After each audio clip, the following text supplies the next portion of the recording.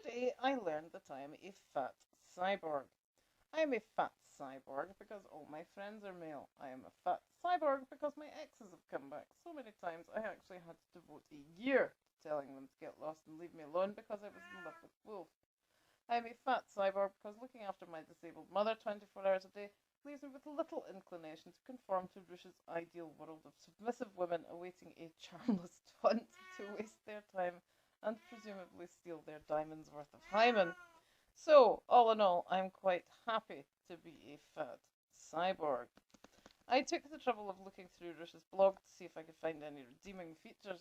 This is not the first time I've taken the trouble to investigate the world of male emancipation. I previously infiltrated the male rights movement on YouTube, thinking that since I was quite sympathetic, I would find some interesting points. This stems from my disappointment at university in finding that the only one student was studying gender studies from a male perspective. Seriously, people, this ain't good enough. Where does my sympathy come from? Men, whilst their mistakes may seem unforgivable, such as suddenly remembering they only really wanted to sleep with you until you got bored, as opposed to actually building a future together, are just like women. The difference is they waste a lot less time jostling with you for social supremacy, and they are unfettered by the constraints of a fertile life that really lasts only 25 years or so. They do not understand that life is finite because it is in the interest of the gene pool that they spray their tiresome seed around as much as possible until they are killed by old age, disease, accidents, or each other. Quite a few of them just don't know any better, and why should they, if they can avoid the consequences? The economy is set up in their favour for this very reason.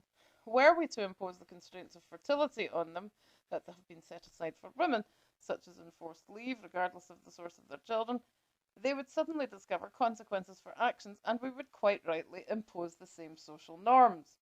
Why didn't you keep your zipper up if you didn't want kids? Etc., etc. Instead of which, women continue to bear this burden. Roosh, with his childlike sense of unfairness that his ass does not get kissed often enough, just echoes the views of many men, quietly typing with one hand and seeking out big girl pornography whilst telling everyone how much they love mentally starved anorexic chicks with really big fake tits. The great shame of the modern male, in my view, is that they're being groomed to be just as neurotic as women when it comes to their looks. It is undoubtedly great marketing for personal hygiene products, and if you have some issues with body hair, I'm sure it's very nice that they seem to be taking umbrage with their own fur. But largely, I'm afraid I'm with Jermaine Greer on this one. Anything over 5 to 15 minutes is a waste of your intellectual capacity and time, and you really should get a life if you spend it staring at yourself in the mirror. When it's right, and you really will not care if your ultimate beloved has less than 2 eyes, arms, ears, never mind if they have had 20 concubines at a time, 6 wives or husbands, or have plucked their surplus eyebrows or beard. Sorry to burst your marketing bubble. Anyway, back to the YouTubers. It turned out their victimitis consisted of wondering how they could shake off the psychopath they banged in the bar of a weekend, and why they should pay for their own offspring. What lovely gents! I note that Roosh would like to prevent women from working.